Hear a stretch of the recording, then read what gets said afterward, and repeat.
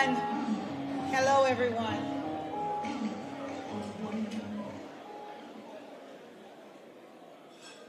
Great afternoon now. I am Dr. Talisa Franklin. I am the president and CEO of the Memphis Juneteenth Festival. It brings me so much joy to introduce our keynote speaker for this afternoon. Before I go to my script, I want to say this. Last year, I wanted Roland Martin to be our keynote speaker. And then this year, I kept saying, Lord, we need a speaker that can speak to our community. We all know that there has been so many attacks on different things, especially from Juneteenth, the DEI, and social justice.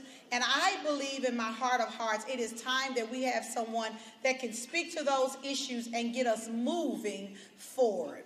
And so I'm super proud to know that our Memphis Juneteenth was able to do such that.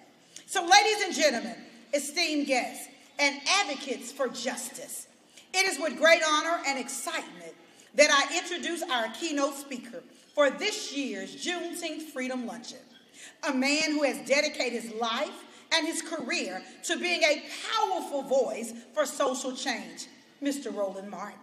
Roland Martin is a distinguished journalist, author, commentator whose work has consistently pushed the boundaries of dialogue around critical issues facing our communities.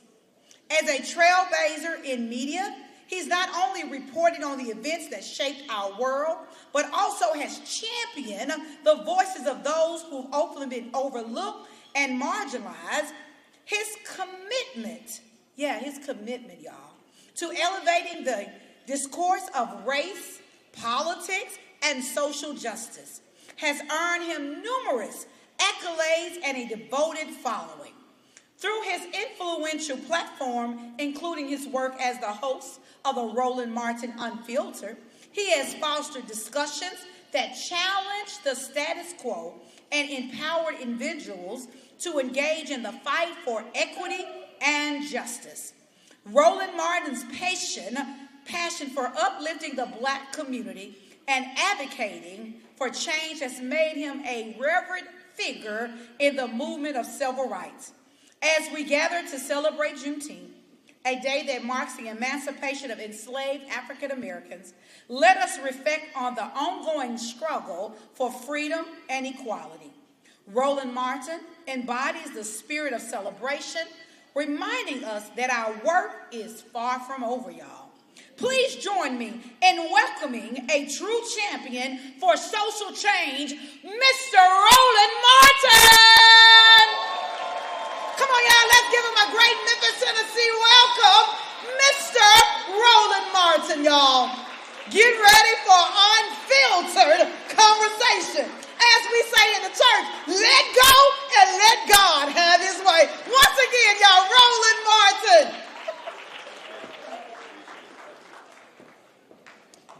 Thank you so much.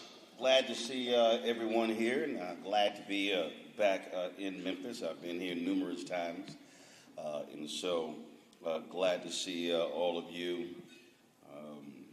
For 6 or 7 years straight, I did Reverend Whalem's Men's Month, and so it was always good to see him and see members of Olivet, but also to say what needs to be said. Let me also thank the folks who have supported the work that I've done over the years, but especially the last 6.5 years. When TV One canceled News One Now in December 2017, there were a lot of people who were upset, who were angry at that, but I wasn't. And it was interesting when Alfred Liggins, the CEO, was telling me that he was canceling the show. They were looking to cut their debt load. Literally, as he was talking, I was already planning because I understood where our industry was going. There were people, and in fact, at the time, I was talking to some folks at YouTube, and they were funding various projects, and It literally said that black news simply would not work. There were black folks who told me the exact same thing, but I knew that they were actually wrong. And so we went about the business doing what we do and doing the work and focusing on that and building it ground up. And in 6.5 years, we went from 157,000 subscribers on our YouTube channel to 1.8 million. We have grown tremendously, going from 1 show to 5 shows.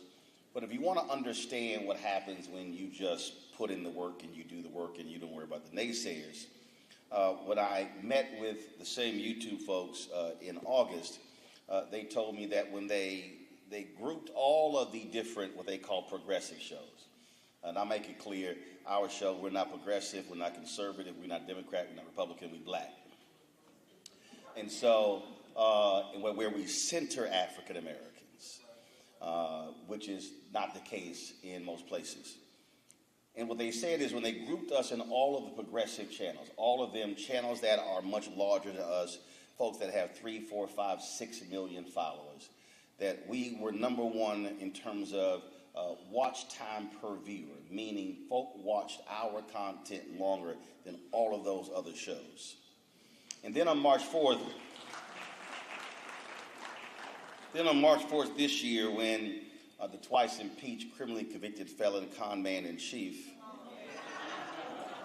gave a speech to Congress, we decided to do what we call the State of Our Union. And I sent a text message out, 6 to 8 people, and I actually forgot who I sent it to.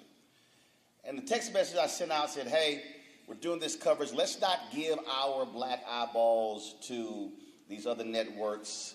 Let's watch it here. And I said, let's have 100,000 folks watching. Now, up until that point, the most people that we had watching our show live at any time was the day the Tyree Nichols video was released. We were at 8,000 folks that day when 7 p.m. hit, when the video was released, 7 p.m. Eastern. In 15 minutes, went from 8,000 to 29,000. So that was the mark. So in my mind, I said, I threw it out there, but if it's 40, 50, I'm fine. And I wasn't even necessarily thinking that way because I don't get wrapped up in those things yet. And then, of course, on that night, we had Bishop William Barber, who gave our speech. I did not carry a word of what Trump had to say. Bishop Barber gave out the State of Our Union from our studios. And when we went live that night, and what happened here was, again, I just sent the text message to 6 to 8 people. Then all of a sudden, like on Sunday, a couple of people hit me. They said, hey, is this real? And I said, yes, it is. Then on Monday, about 5 or 6 people hit me, and they said, hey, is this real? This showed up in our family group chat. The patriarch or the matriarch of our family posted this, and they saw this.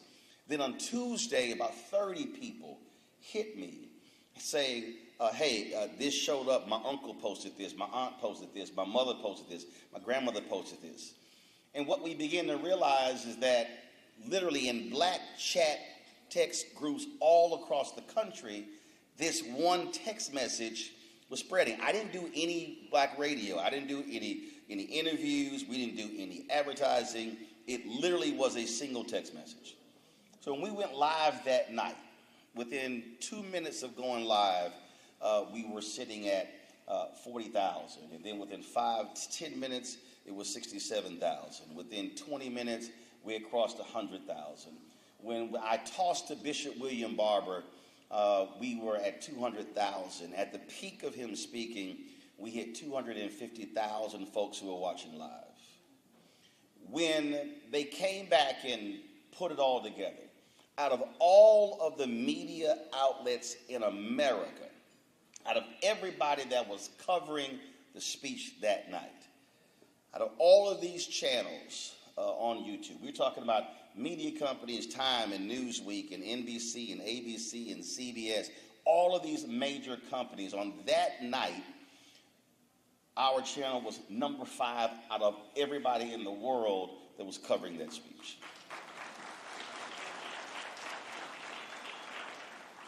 Now, why is that important? Because first of all, once you show you can do it, it means that there's no excuse. It can't be done again and on a consistent basis. What it also showed is what can happen when black folks move collectively in terms of an action. See, we often say, well, we can't do this, we can't do that, but it actually happened. I remember when I was an editor in Dallas, and I had a reporter, and I always talk about Kelvin Bass. He works now for State Senator Royce West in Texas. And Kelvin, he wrote a story on Erykah Badu, and he knew Erykah Badu's grandmother. And so he really took his time writing the story and researching and putting everything into it. So when I read it, I didn't have to do much editing to his story. Now, the following week, after it ran on the front page, he turned in a story, and I said, Kelvin, come over here. And he came over, I said, what the hell is this? He's like, what do you mean? I said, this story sucks. So then I proceeded to cuss him out. I said, because, see, you messed up.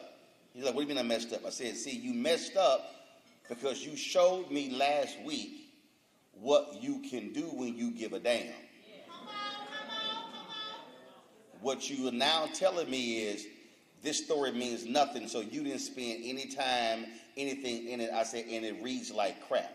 I said, you messed up because you showed me that it's actually in you. Now my expectation for you is I got to see that now every single week.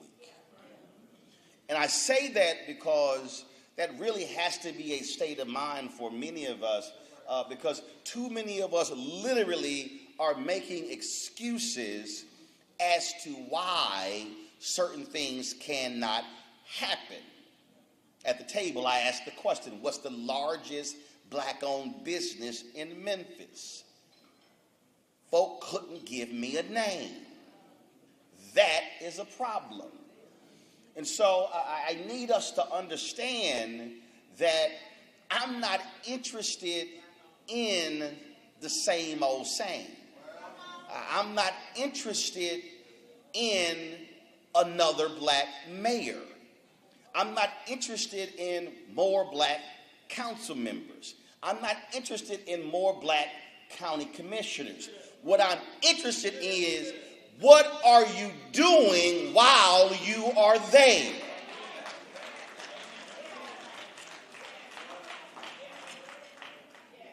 So allow me to, and church-going folk are familiar with the phrase, allow me to tag this text.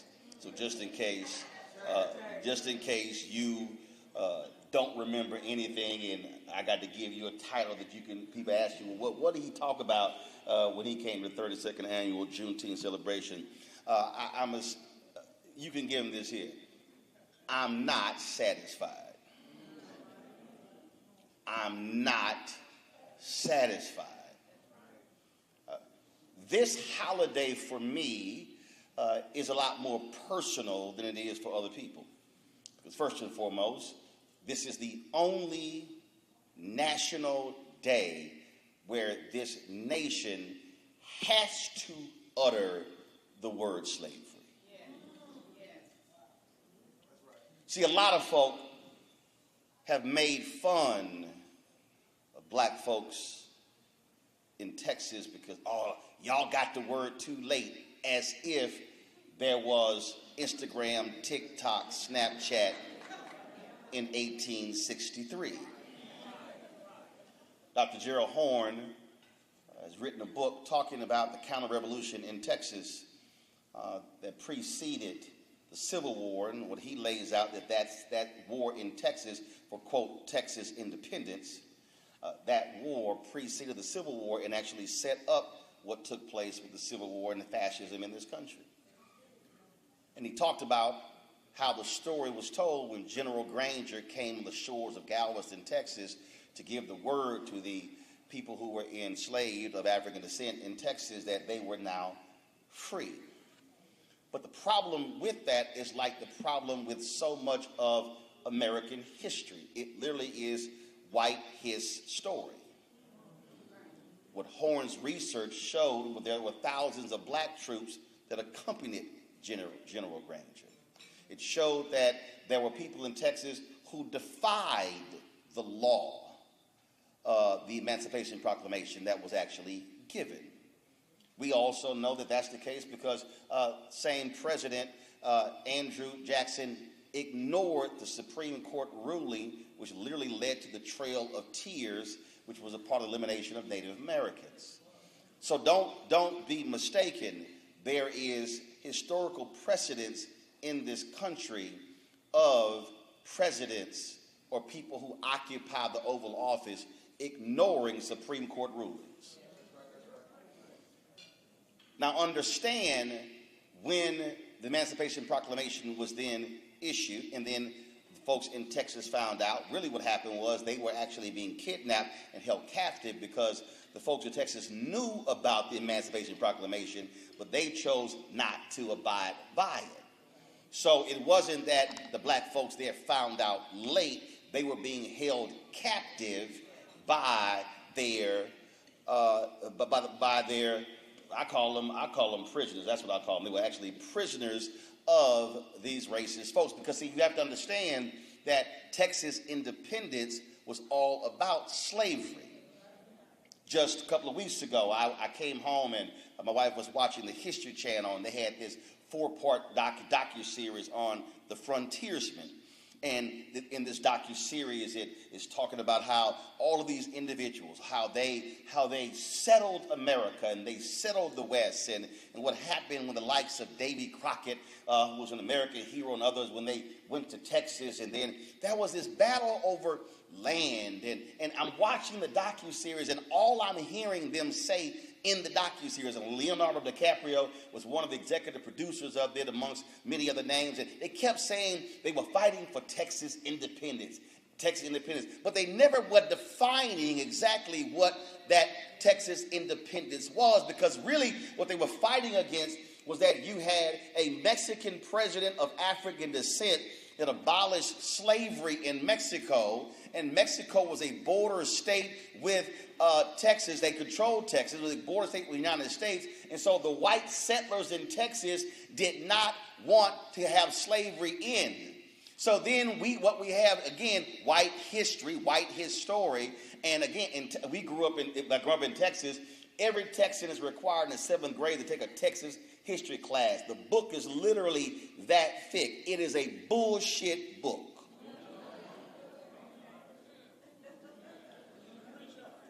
Because they have created the myth of remember the Alamo. But nobody asked, well, why should we remember the Alamo? Because the fight at the Alamo, where Davy Crockett and others were killed, the Alamo was a battle over slavery. They were fighting to keep slavery. They did not like the fact that Mexico had abolished slavery, and so they said, we need to succeed from Mexico to gain Texas independence so we can steal the land and keep slavery. That's the real history. But again, in this country, when folk write the story, don't look like us, they conveniently left that out of the narrative as to why they were fighting for, quote, Texas independence. And so then you get to the point where we get the word, and you then begin to have this annual celebration of Juneteenth. And what folk need to understand, and I was having this conversation with Governor Westmore, my alpha brother, and because he asked me to come to the Maryland event. I said, well, I'll be speaking in West Virginia on June 19th and in St. Louis on June 20th. I said, but Governor, do me a favor. I need you to make it plain that Juneteenth is not a day of parties and picnics and concerts. It is a day where the people, the freed folk of African descent in Texas, always said it is a day for not some freedom, not partial freedom, but complete freedom. It was freedom to vote. It was freedom to live. It was freedom to have housing. It was freedom to have jobs. It was freedom to own businesses. It was freedom to be able to walk into stores and not be followed. It was freedom not to have your women raped and pillaged by other folk. It was freedom to have your kids educated. That's what it's about. I said, so when this became a national holiday, and I said, don't make the mistake. I said, talk to folks in Texas to understand what it was all about. This is what it wasn't not another nice little cute little time. It was a yearly reminder of the fight for freedom of people of African descent. And so that really has to be the mindset of every single person here. And so if you're celebrating Juneteenth here in Memphis, you now need to be asking the question, what is it we are doing to gain our freedom in Memphis? And see, I appreciate earlier when the pastor said that the mayor has called Memphis the blackest city in America. Well, here's my problem with that. When they talk about Washington, D.C. as the chocolate city, they're talking about Marion Barry and other black mayors and the opportunities they created for African Americans using their power for black business. When Atlanta is called the Black Mecca, it's because of Maynard Jackson and Andrew Young and Maynard Jackson and Bill Campbell and Shirley Franklin and Kasim Reed and Keisha Lance Bottoms and now Mayor Andre. When they talk about other cities, when they talk about other cities in terms of what they have done, I'm confused. I'm confused. How can this city be the place where Reverend Dr. Martin Luther King was killed, and he often talked about the issue of economic freedom in the speech that he gave on April 3rd, 1968. That was an economic blueprint where he literally said in that sermon at Mason Temple that we need to pull our resources. He at one point said, Jesse, what do you call it? Redistribute the pain. In that same sermon, he said the companies that should be boycotted, if folk are not doing business with us, we don't do business with them. Well, Memphis, I need y'all to explain to me how in the hell you are 62% of this city and you are in the condition that you are in.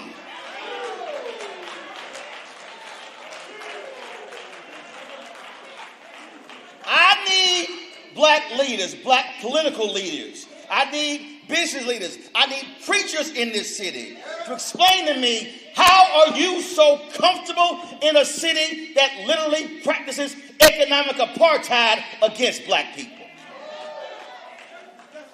I need you to ask the question of the black mayors that were elected before you. How is it that they were complicit in allowing the economic apartheid to continue? There is no way in the world you can have a city that is 62% African American and your contracts don't even reach 25%. That means that every black person in this city that is paying property taxes, sales taxes, you are spending money, you are virtually not getting a return on your investment, but we are just happy with the facade of leadership. See, I'm not satisfied because somebody black is sitting in a position, because let me be real clear. There's a difference between being present and having presence. See, when you're present, you just show up. You can be present and no one know you're there. You can be present and literally have no fingerprints, no footprints, but the question is, do you have presence? When you walk into the room, does the temperature change? When you walk into the room, do some folk start getting uncomfortable? If you are a black leader in Memphis and you walk into a room and folk in the room don't get uncomfortable, you simply are present.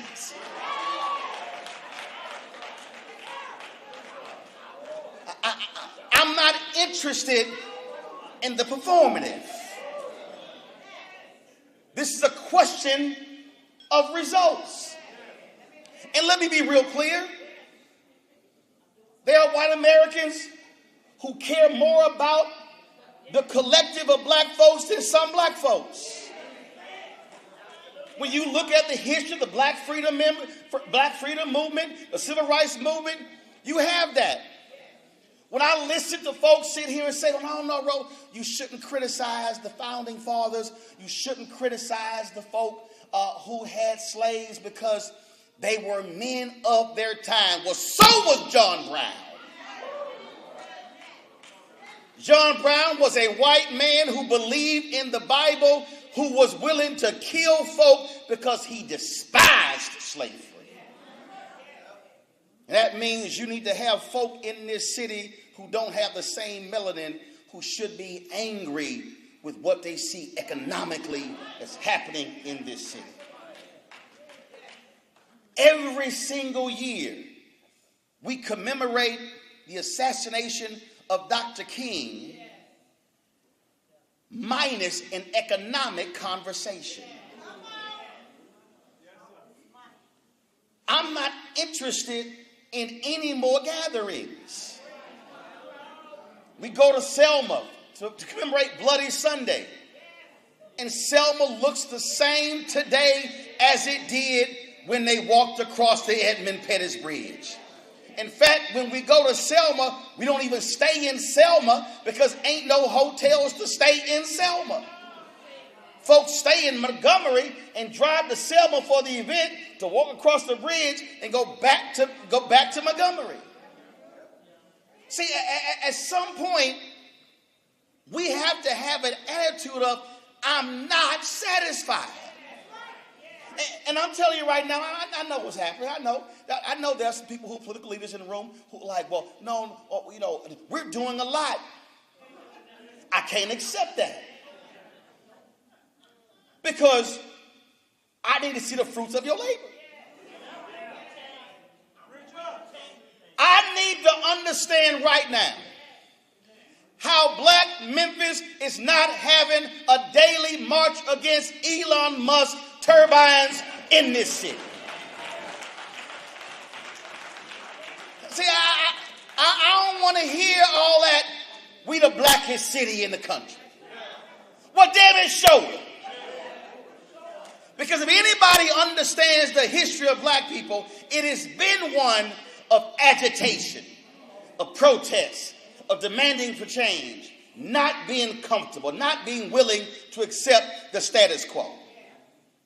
See, when we begin to accept the status quo, then we begin to say, well, no, everything is good, we great, it's all fine, so we really shouldn't say nothing, do nothing. We don't want to upset the balance. We don't want to make folk upset. No, we shouldn't do that because, the mayor's black, so we don't want to do that whole thing. I saw that with Obama. There were black people I remember being a part of a conversation. I mean, it probably was at least 30 degrees at the table. They were like, well, no, Ro, we can't be doing that because, if we ask for a lot of stuff, white people are not going to vote for him in the second term, so we can't ask for nothing because we got to wait till the second term. And then when the second term was like, well, we really can't ask for that. I said, no, I'm confused. Because, and I said this all the time, I said, black people were the only ones who stayed at the inauguration parade. Everybody else left. We were so happy and excited to look up, oh, we just got a black first family. Oh. But everybody forgot he was the 44th.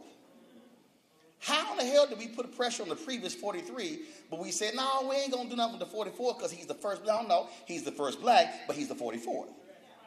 So I can praise being the first black, but David, I can ask for some stuff for the 44th. And that literally is the posture that we often take. We have folk in this, and let's just be, see, again, I ain't interested in dancing around stuff. Because let me be real clear. My mama, we 78 in November. It was 8 kids in her family. The 8 kids had 39 kids. The 39 kids had 70 plus grandkids. No, they had 39 kids, which is my grandparents' grandkids. The 39 kids had like 70 kids. The 72 had more like 120.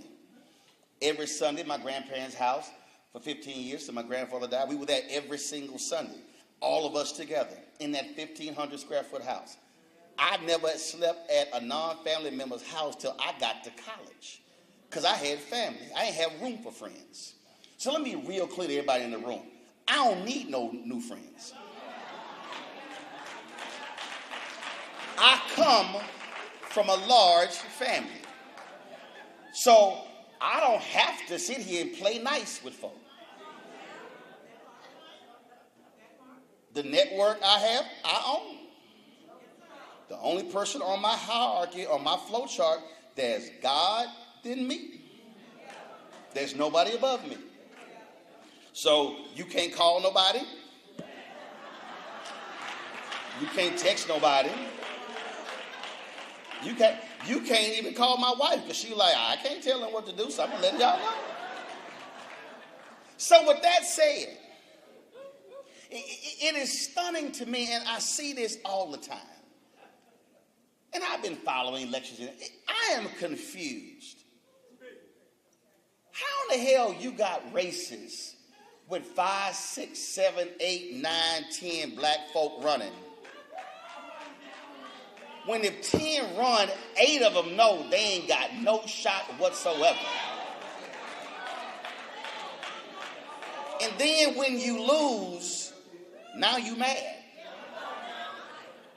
When Tashara Jones ran for mayor in St. Louis, the reason she didn't get elected the previous time is because there were 2 or 3 black male candidates who ran, but they didn't want the sister to win. But if you ask those same black men running, who likely are running their operations, is sisters. It literally is the dumbest thing in the world. See, if you don't understand how to amass power, then you don't know how to use power. That means sometimes y'all got to have the courage to tell people, I need to sit your ass down. You don't need to run. See, I told you, I'm not here to mince words. That's a problem for me. Atlanta is what it is because Maynard, Young, Maynard, Bill Campbell, Shirley Franklin, Kasim Reed, Keisha Lance Bobbitt, Andre. That's why Atlanta is what it is. Because they have had consistent black leadership that has leveraged political power, economic power, to create opportunities that go beyond the city of Atlanta. So I need you to now answer the question.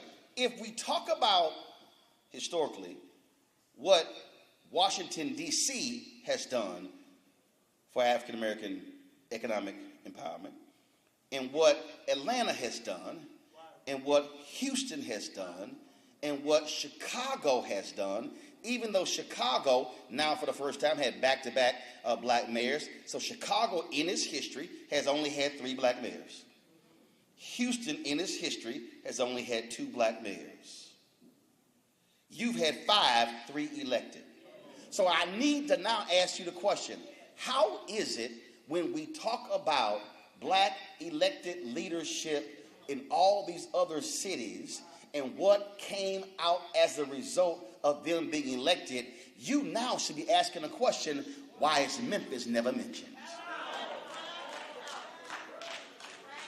So if Memphis is never mentioned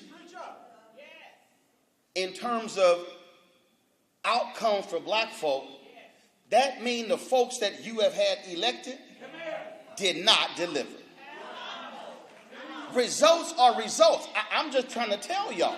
I deal with this every single day. When we talk about, right now, when we talk about what happened in the 70s and 80s, we talk about Hatcher in Gary, Indiana, Stokes in Cleveland, Jackson in Atlanta, Coleman Young in Detroit, Maynard Jackson in Atlanta, and how they used that power when Maynard Jackson said tumbleweeds will be going down these runways before I allow this airport to be expanded without black participation. Maynard Jackson told the banks in Atlanta, y'all got to add black board members. They said, ain't no black folks we can find. He said, Mr. City Treasurer, come into my office. Take our money out they banks. Oh, hold up, what you doing? He said, no. You're not going to have city money in your banks but you can't find black folks to be on your boards. When he became mayor, African Americans were getting 0.0012% of all city contracts. Not 1%, not 0.5%, not 0.25, not 0.10, 0.0012. See, this is America, y'all. If you ain't having a money conversation, you are not having an American conversation. If you want to understand America, just go to Washington, D.C. If you stand in front of the White House and you look at the White House represents power. If you look to the left, you see another building that's on the same land as the White House. That's the Department of Treasury. The White House is power, Treasury is money. Treasury is money, the White House is power. Those two things go together. Why do you think when that convicted felon, that twice impeached thug, went to Saudi Arabia, 32 American CEOs went with him who were running multi-billion-dollar companies? Because politics and money go together. Let's not be confused. And so I understand we can talk about social justice and we can talk about voting rights. We can talk about housing. But everything in America emanates from money. King understood that. Abernathy understood that. All the folk understood that. And so why is it that this generation is being so soft and unwilling to be challenging folks in this way? When I asked the question, can you name me the largest business? Folk couldn't name it. There's no reason in the world there is not a major black-owned construction company in this city, or engineering firm, an architectural firm. You should be able to run down the line, but it's not there. You should be asking yourself, that's the problem. Because if you're not incubating and growing and building capacity of black businesses, then you're not creating opportunities for the next generation. And so then when folk run, they are running on an agenda of how can I lower crime? Do understand this, and John Hope Bryant talks about it all the time. You ain't never seen a riot in a neighborhood with a credit score of 700 or higher. If you show me, if I lay out a map of Memphis right now, and if you see the lowest crime areas in Memphis, I guarantee you that correlates with money. So if we ain't having a money conversation, then we're not having a conversation. And so if we're going to talk about Juneteenth in 2025, there has to be a group of radicals in this room, in this city, who are willing to challenge school districts, city council leaders, county leaders, state leaders, in order to change what is happening in this city. You should be unleashing protesters on their asses every single day. And that means groups showing up in power. I'm a life member of Alpha Phi Alpha Fraternity Incorporated. I need to understand how is it that you got alphas and deltas and AKAs and zetas and links and Prince Hall Mason and Eastern Star and all these groups. I want to know when the last time has your organization showed up in mass presenting an agenda at the city council meeting. Imagine if all of a sudden 2 and 3 and 4 and 500 women in Pekin Green roll up to the city council meeting saying, here's our agenda for Memphis. Imagine if red and white folk, women in red and white, or brothers in black and gold go to a Shelby County commissioners meeting saying, here is our agenda. And let's be clear, if you don't enact it, we're going to make sure that somebody is put in here who actually can enact it. I'm sick and tired of pastors getting together, slapping each other on their back, reciting scripture, but not putting the same scripture into place. If Jesus had the audacity to turn over some tables, when was the last table you turned over? Gatherings like this are not about eating an unseasoned piece of chicken. Gatherings like this are supposed to be recommitment efforts for you to be focused on the agenda of freedom and liberation of our people. If you came here to take some selfies, to eat a dinner and then go back and say, I checked off this event of the Negro event I went to for the month of June, then you're wasting your time. If you come back to this room next year for the 33rd event and the city looks the same way it did this year, you've wasted your time. Your job over the next 364 days is to change the look and the feel and the condition of this city, and the people are waiting for you to show up. So if you're in this room calling yourself a black leader, well, damn it, act like a black leader. Walk like a black leader. Talk like a black leader. Be willing to fight. And if you are a white ally, whether you are male or female, you do the exact same thing. But you need to understand this is going to require folk having the guts and the tenacity and a revolutionary mind and a radical agenda to be able to say we're not satisfied with what's going on. You got to be willing to fight.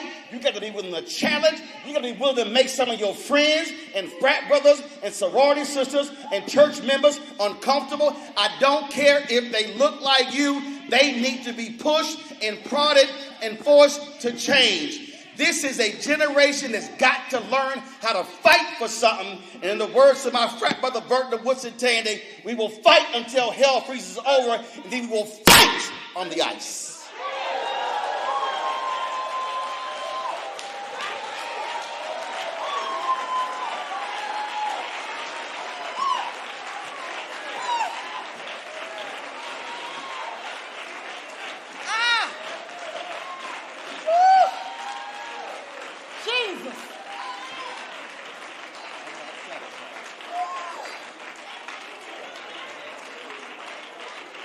The Roland Martin.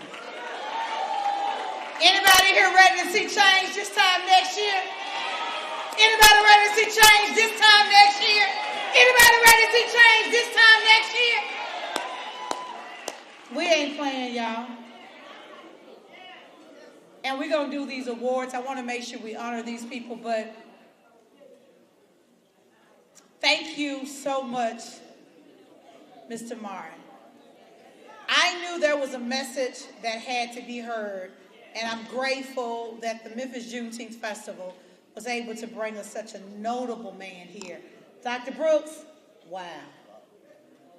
This time next year. Awesome. I'm serious, y'all. Expectations have been set. They set, y'all. Y'all, we are so honored to honor 5 individuals that has made a difference in our community. And so we wanted, these are Pillar Awards every year, because if you know these individuals, they're literally making a difference, and they're not afraid, and, you know, they're not scared. And I always tell people, you got to do it even afraid, do it when you're scared, just do it. It's a bigger picture. And today, just to hear this message has lit a fire under me that's saying, Talisa, you ain't doing enough. So when y'all say, Talisa, you do too much, just say I'm doing too much, because it's just going like that. So if you pay attention to the screen, we're going to honor our first Pillar Award. In the realm of cultural heritage and celebration, we recognize Dr. David Acey and Lady Yvonne. Together, they have dedicated their lives in preserving the rich history and cultural legacy in our community, organizing events that celebrate our heritage and foster an understanding amongst diverse groups. Will you help me celebrate Africa and Able founders and leaders, Dr. David Acey and Lady Yvonne Acey.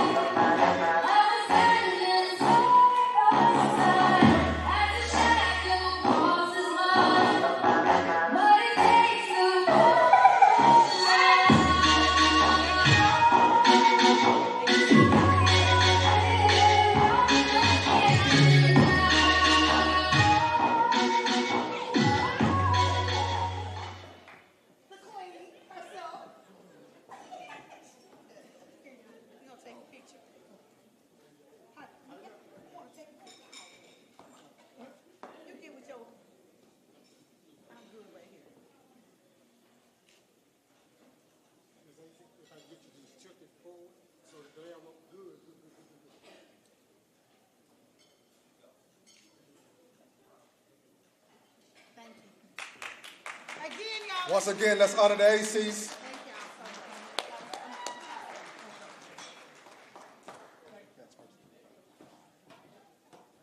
For activism and advocacy, we celebrate Commissioner Dr. Charlie Caswell, a devoted leader in the fight for social justice. He has been instrumental in mobilizing community efforts for change, tirelessly advocating for policies that uplift marginalized voices and championing initiatives that empower our youth. Will you help me welcome and celebrate Commissioner Dr. Charlie Caswell?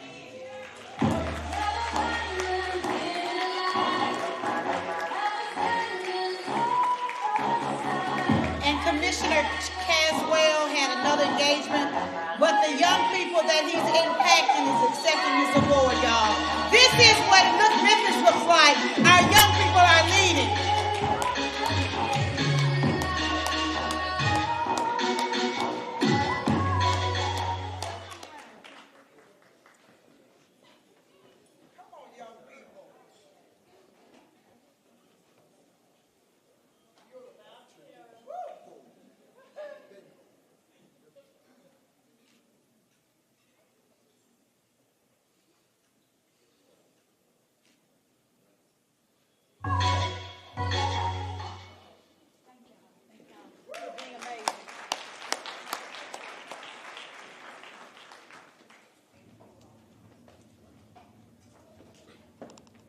This year, we are proud to honor 5 outstanding individuals with these prestigious 5 Pillar Awards, recognizing their incredible contributions to the community.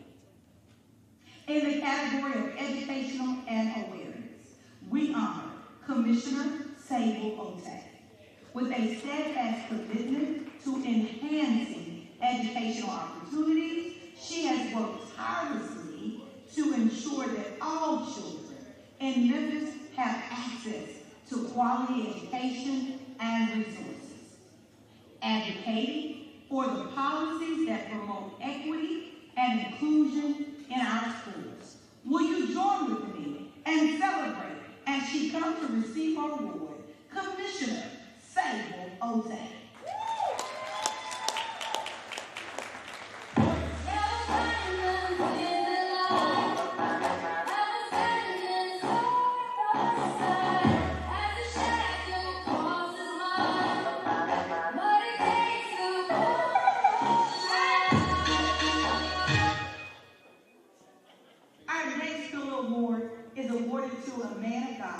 That is truly doing the work in the Westwood and surrounding communities.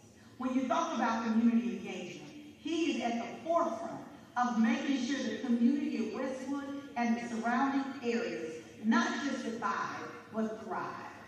He is very visionary, active in his community, and making sure that the needs of the community are met at all costs. Will you help me welcome for our community engagement award, the one, the only, the pastor of the Mount Vernon Baptist Church, Pastor Melvin Watkins.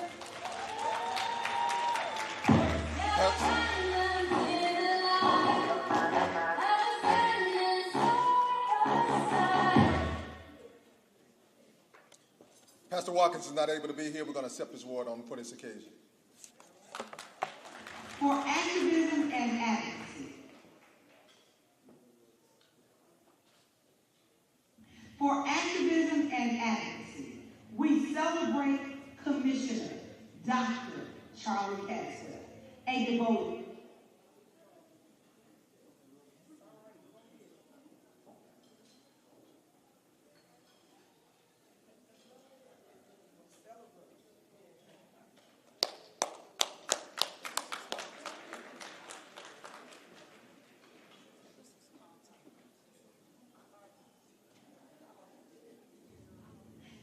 for leadership and inspiration.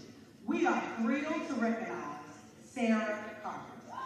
As a visionary leader, she has been at the forefront of our community, developing initiatives, inspiring others throughout her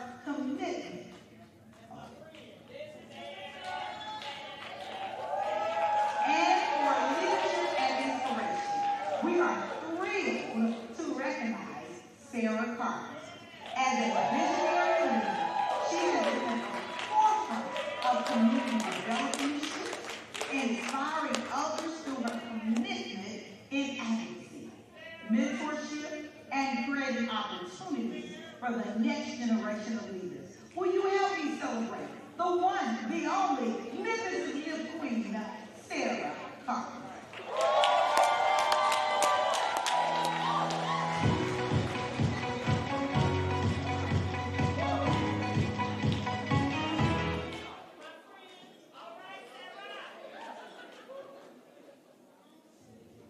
Today, we take a moment to honor the extraordinary life and legacy of Pastor Ricky Floyd, a lifetime supporter of Juneteenth, who passed away this year. Pastor Floyd was a tireless advocate, working passionately to change the narrative for countless individuals in our community. His unwavering commitment to social justice and empowerment shines brightly as we champion the vision of Black Wall Street, right here in the Fraser community. For many years, Pastor Floyd was a steadfast of the Memphis Juneteenth celebration at all costs, inspiring hope and unity among all who gather. His spirit will forever live on. As we remember the impact of his journey, we also remember the impact he had on me. I was affectionately called his twin. For the rest of my life, I'll forever make sure people know about Pastor Ricky D. Floyd. If there was ever a man on this earth that supported me in all of my endeavors, it was a Pastor Ricky D. Floyd. I remember so many times it was his wedding anniversary. It happened every year around Juneteenth. But he made sure some way, he supported Juneteenth. And so we'll forever honor his life and his legacy and his commitment to community. And I want the whole room, if you would, give a loud round of applause, like you love my twin, your brother, your friend, Pastor Ricky D. Floyd, as we honor him as his lifetime support of the Memphis Juneteenth. And to receive the award today is his loving wife, and he loves with all of his heart, the proud pastor of the Pursuit of God Transformation Center, Pastor Sheila Floyd.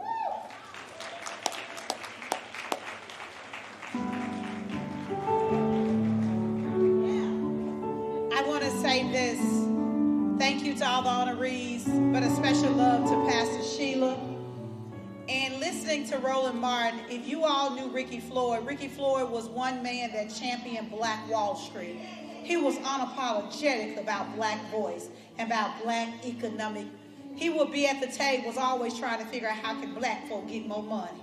And I tell you, for the rest of our life, we'll continue to celebrate his life.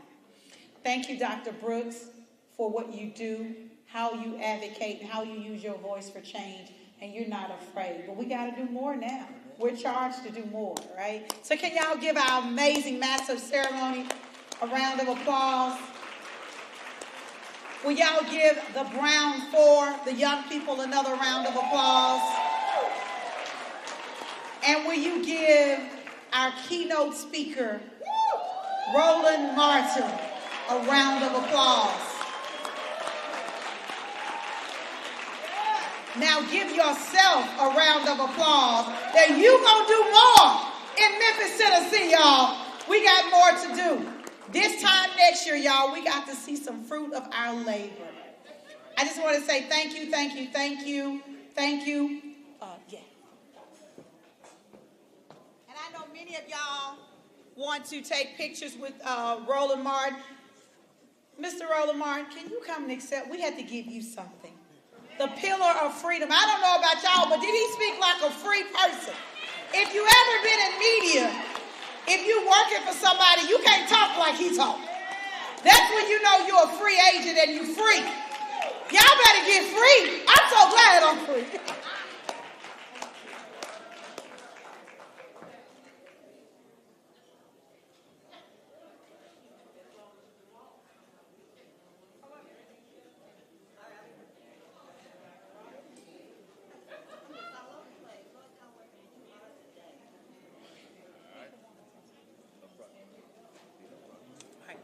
And so thank y'all, thank you.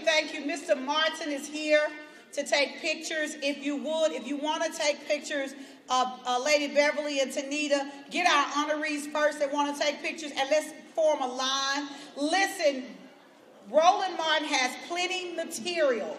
I challenge you all to go on his site, connect with him, and let's support y'all. This is where it goes. To my team, to my volunteers, y'all know I love y'all. And y'all know this hotel is closing. And I'm so grateful we're their last event. And we've been here for decades. And thank you, Holiday Inn, University of Memphis, for all your love. So if you want to take pictures with Roland Martin, I need you all to please, Joe, give us some soft music.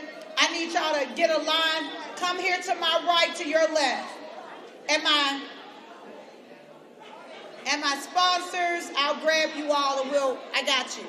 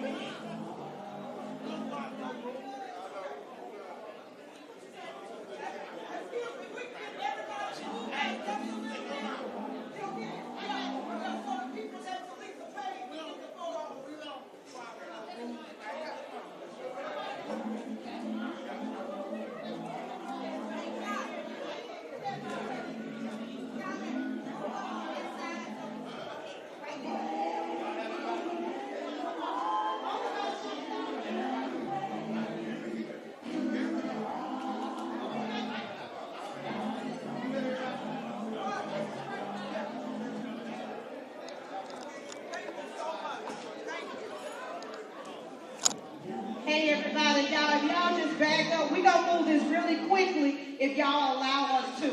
We are so grateful.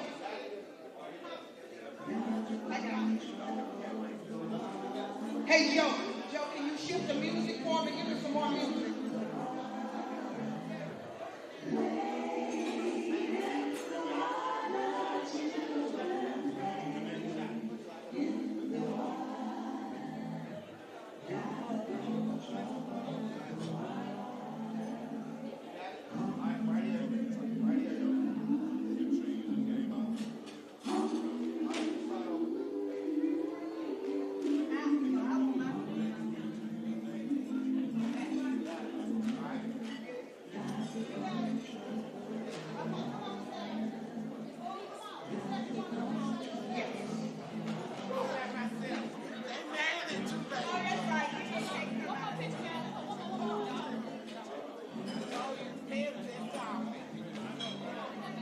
Lady Floyd, we can get you to come back real quick.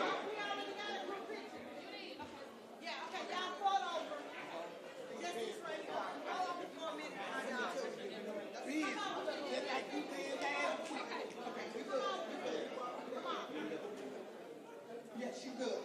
Thank you. Come on, get out of here. Here we go. One more, I didn't smash. Okay, when you all finish taking the picture, just go to your left. Joe, turn the music off. You're welcome.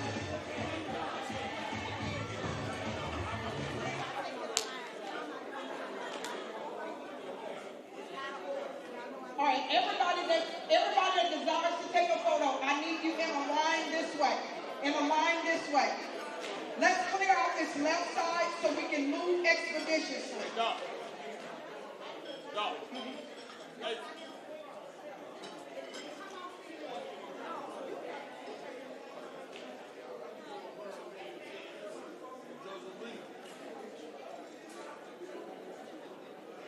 Ready? You want Stephen? Okay, come on, Roger. Y'all come on get this photo.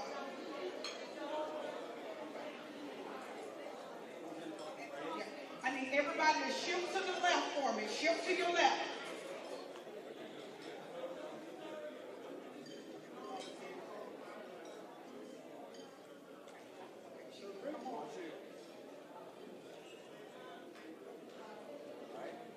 Okay, next, we're ready. We're ready. I got the next group. Come on.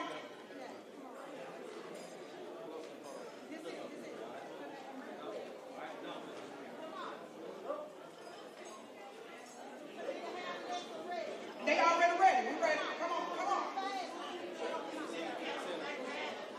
Here we go.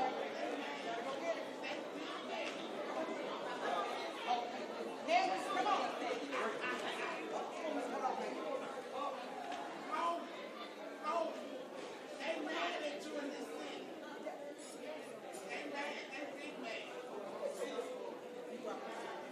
Okay, let's go.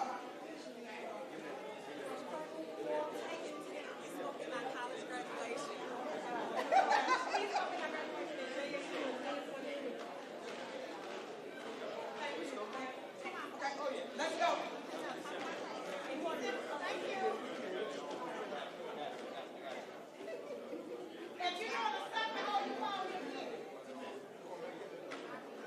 If you want to do a selfie, just have your phone ready.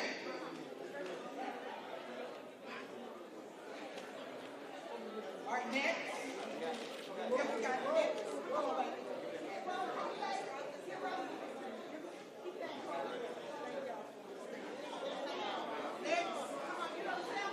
When you all finish, just go to your left. Then we can keep it rolling.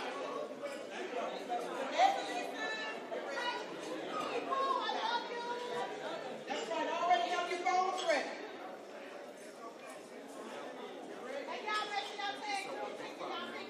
Make sure you tag Memphis Juneteenth and Memphis Juneteenth Festival in all of your photos.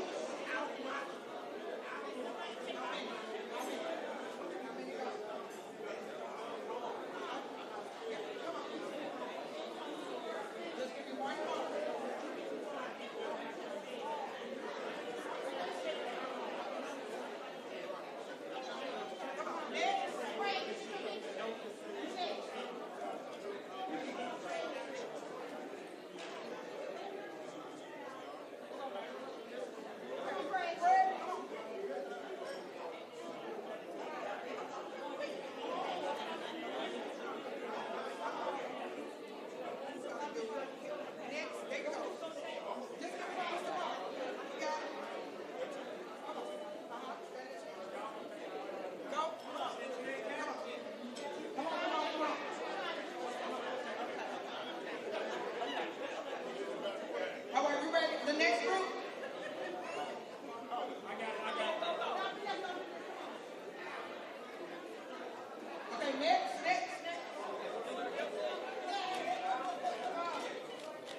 you all so much. Next.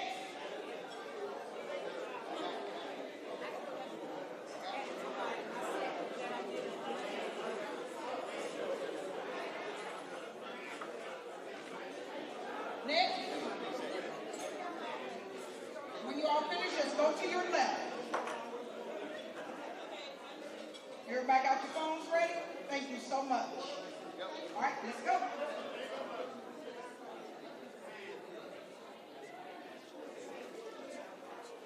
Next. I know, right? Come on, whoever's next. We're next. Everybody make sure you got your phones already on selfie.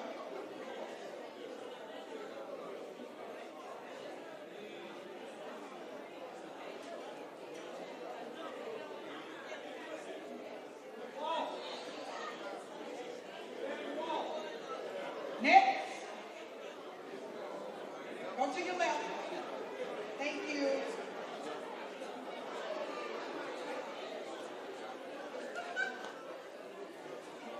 You okay? Just tell me what you need. Mr. AC, you was on the other way for me. Thank you, love. Next.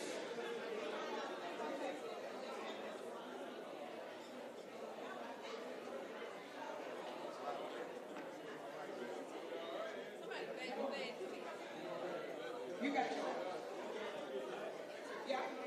Come on, you get yours. I can do that. Come on.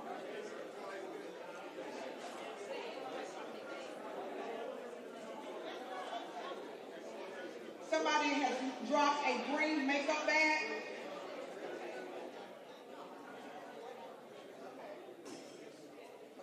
Cool. Next. Come on. Anyone else? My line is about to be cut off. Anyone else? Come on, come on. I'll give it to them.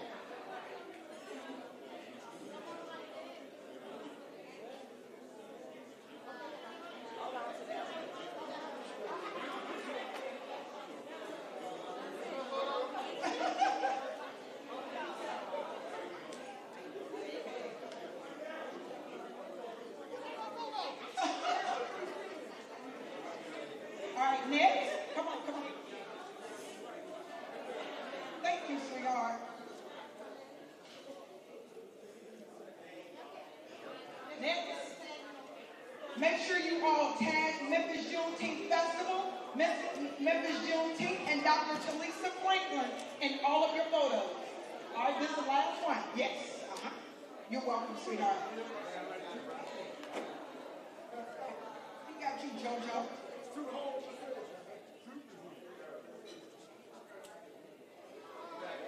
Next, come on. Yes. Oh, but his arm, trust me, his arm is long.